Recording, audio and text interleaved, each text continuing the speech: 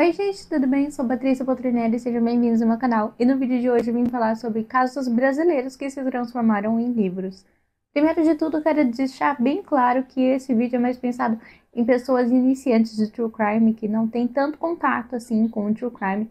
Por isso que eu selecionei livros mais famosos de casos brasileiros. Mas, se vocês gostarem, eu posso trazer em breve uma parte 2 com casos não tão conhecidos assim, ou com casos que vocês não sabiam que tinham livros, tá? Mas, bom, eu acho que fazia sentido eu começar essa série de vídeos com livros mais famosos, mais conhecidos, para quem está entrando aí no True Crime, principalmente em casos nacionais, soubesse o que a gente já tem aqui de acervo. Também quero lembrar que, logicamente, eu peguei hoje a seleção de livros que eu tenho aqui em casa, mas tem muito mais livro nacional, muito mais caso brasileiro que ganhou adaptações aí para as livrarias.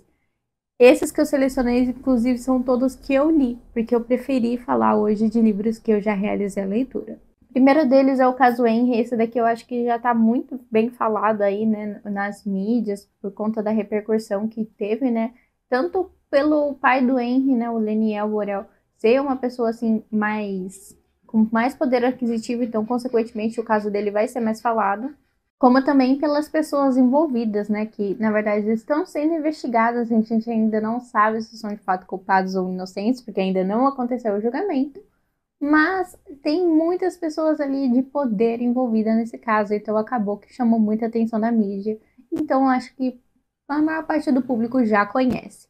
Mas aqui a gente vai saber um pouco sobre como que aconteceu a morte do Henry Borel, uma criancinha que supostamente caiu da cama e veio a falecer. Mas conforme a investigação foi mostrando pra gente, não foi bem isso que aconteceu.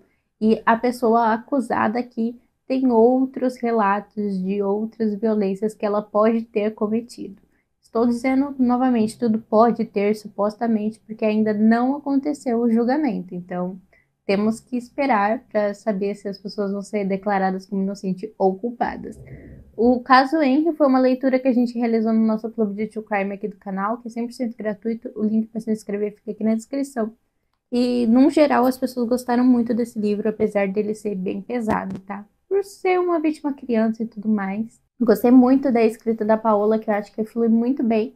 E ela consegue pontuar, assim, a construção de um suposto assassino, sabe? Então a gente consegue ver a linha de da onde saiu até onde a gente chegou, como que isso foi sendo construído, sabe? Então gostei bastante do livro Caso Henry e eu recomendo muito para vocês lerem.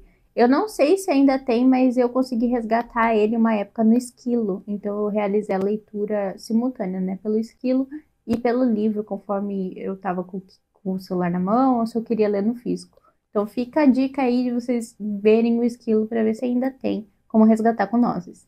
Suzanne van Stoffen. A gente tem 3 livros, assim, teria até mais, tá? Porque tem muito mais livros aí da Suzane e eu acho que é um caso que vai continuar saindo cada vez mais livros, porque a Suzane ficou muito marcada, né, da questão dos crimes brasileiros. Mas eu selecionei os 3 que eu realizei a leitura e tem um vídeo comparativo aqui no canal, vou deixar linkado nos cards, caso vocês queiram ver melhor o que eu acho de cada livro. Esse daqui é o único que eu não recomendo a leitura, tá, gente? Eu achei muito fraquinho. Assim, se você quer pegar ler, vá e pegue e lê, mas saiba que ele não é tão focado no caso. Eu acho que ele dispersa muito e não entrega o que ele realmente promete, que é o caso Richthofen. Então, esse daqui eu acho que não é um bom livro para você ler para ficar sabendo sobre o caso. Mas esses dois eu recomendo demais. O do Ulisses, ele tem uma pegada um pouco mais fofoca, sabe? Então ele vai falar coisas que ele ouviu dizer, que fulano disse que. Então ele é uma leitura mais fluida, mas ao mesmo tempo não é nada 100% assim cravado na pedra que é de verdade, tá? Acho importante ressaltar isso. Tipo, ele fala que as fontes dele são confiáveis. Tudo bem, acreditamos em você, Ulisses, mas é isso, sabe? Já o da Ilana Casoy, eles são feitos com base ali nos inquéritos policiais, então aqui a gente vai ter realmente o que foi cravado como verdade.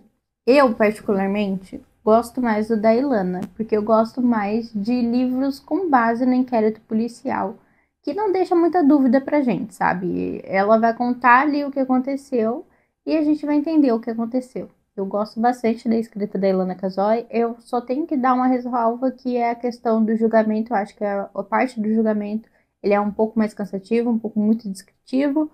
E esse problema a gente não tem aqui. Mas ainda assim eu acho que os dois vale a pena você ler e conhecer, porque eu acho que o Ulisses fez um bom trabalho nesse livro aqui da Suzane, tá? Só que eu prefiro o modo de escrita da Ilana, que é mais técnico, vamos dizer assim. Eu gosto mais desse tipo de pegada. E já que a gente já tá com a da Ilana aqui, vamos falar sobre o caso Nardoni. O caso Nardoni, a gente tem esses dois livros aqui. Esse daqui é metade do Suzane e metade do da Nardoni. E assim, gente, o caso Nardoni também tem um vídeo aqui no canal de comparativo, também vou deixar linkado nos cards, onde eu vou discorrer um pouco sobre os dois. Esse livro aqui, a gente tem um livro com a perspectiva, e se os dois forem inocentes? Então você já tem que ir ciente que é essa perspectiva do autor, é isso que ele vai pregar. E por mim, tudo bem ele pregar isso, tudo bem ele querer escrever um livro com base nisso, desde que ele fosse respeitoso. Mas, na minha opinião, ele não foi respeitoso. Eu acho que ele acabou agredindo verbalmente muitos dos investigadores, peritos, sem nenhuma necessidade. Ele descredibiliza o trabalho da polícia diversas vezes, o que eu também achei desnecessário.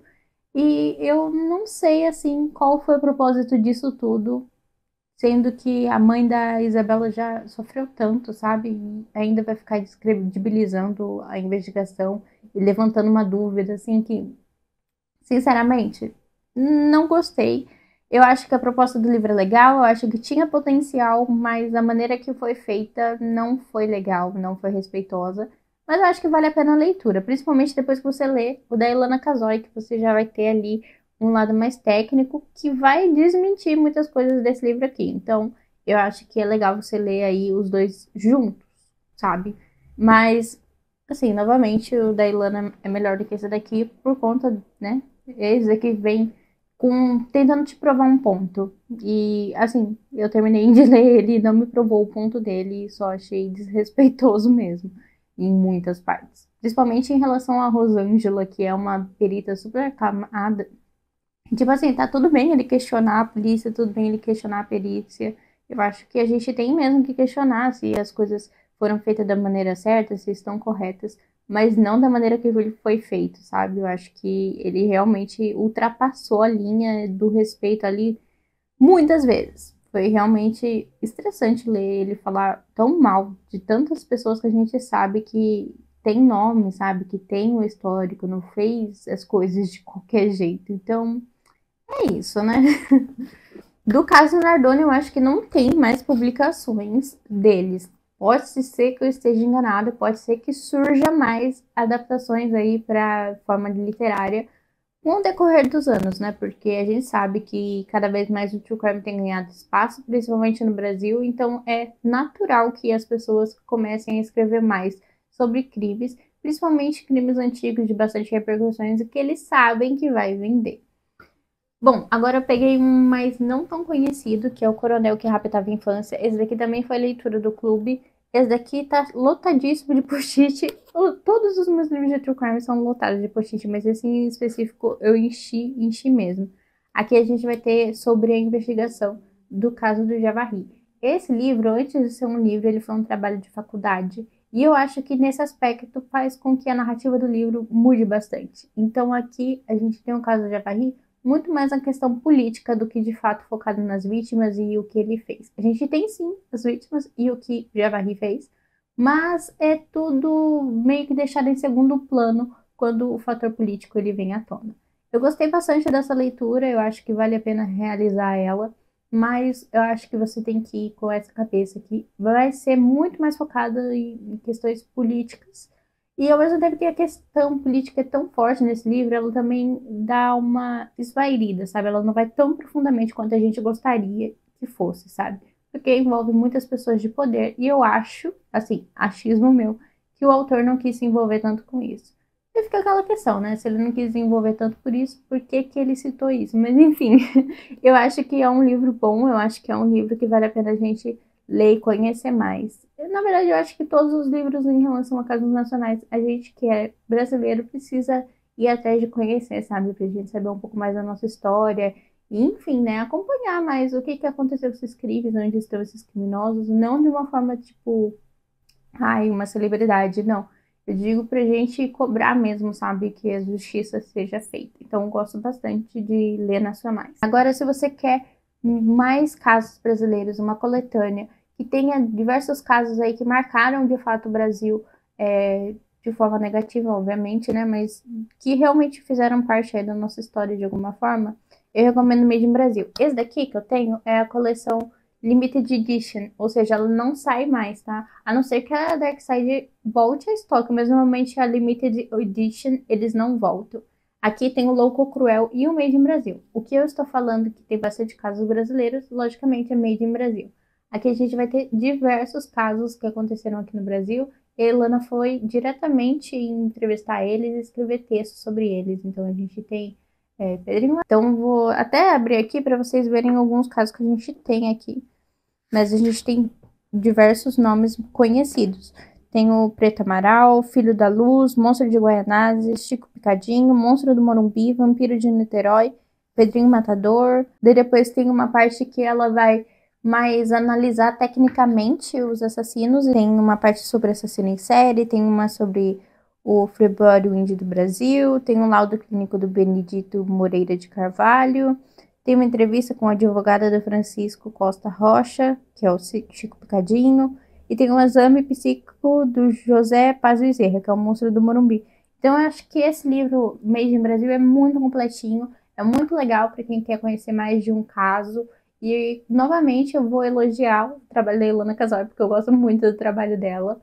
E eu acho que ela faz tudo que ela se propõe, assim, muito bem feito, sabe? Ela realmente vai atrás de explicar de uma maneira que quem não é do true crime entenda, só que ao mesmo tempo ela consegue fazer um livro extremamente técnico, que se você vai estudar true crime, você vai conseguir pegar coisas novas ali, entendeu? Então eu gosto bastante, eu acho que ela também faz de uma maneira muito respeitosa e fica aqui minha recomendação do Made in Brasil. Esse eu ainda não gravei um vídeo só para ele no canal, mas eu pretendo gravar em breve, porque eu acho que realmente tem muita coisa para falar sobre ele. É um livro muito rico. E o Louco Cruel também recomendo, só não é focado em casos brasileiros, por isso que eu não tô falando sobre ele aqui, tá, gente?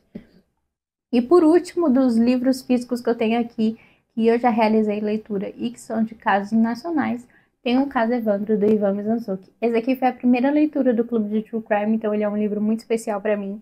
E esse daqui eu tenho que fazer uma ressalva. Por mais que seja um livro assim muito bem trabalhado em questão, tem muita pesquisa envolvida, muito trabalho mesmo do Ivan Mizanzuki, eu admiro muito ele por isso. Esse livro ele acabou ficando um pouco confuso porque a gente vai e volta no tempo diversas vezes. Então, esse daqui é um dos casos que eu recomendo que você assista a minissérie que tem do Castlevania primeiro, ou que ouça o podcast. O podcast tem 36 horas, mas ouça o podcast, que eu acho que quando você vai ler, você consegue entender melhor. Mas se você só ler o livro, eu acho que pode ficar um pouco confuso, porque são muita coisa acontecendo, muitas indas e vindas, muitas descobertas, um disse-me disse, porque as vítimas ali, né, acabaram sendo torturadas para admitirem que elas eram culpadas, quando elas na verdade não eram.